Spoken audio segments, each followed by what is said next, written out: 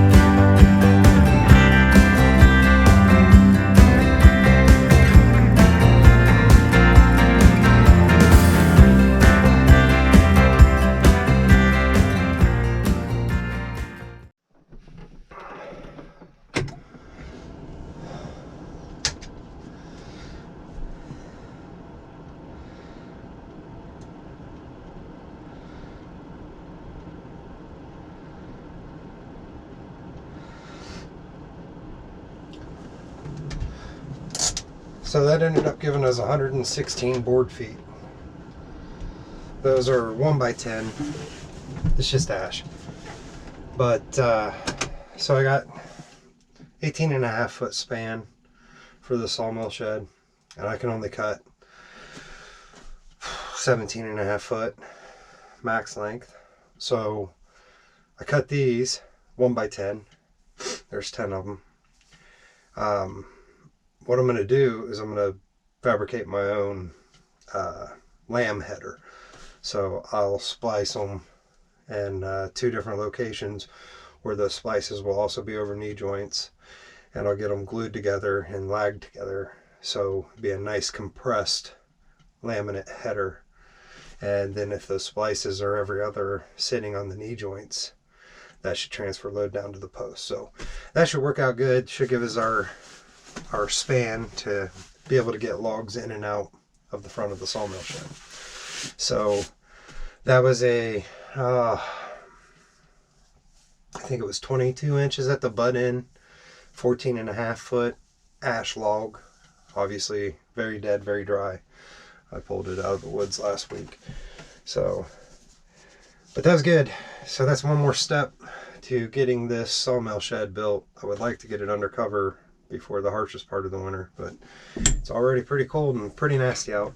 So Anyway, one step closer, we can get building this here soon. And when I build it, I'll try to do a time lapse of like I did sawing that log.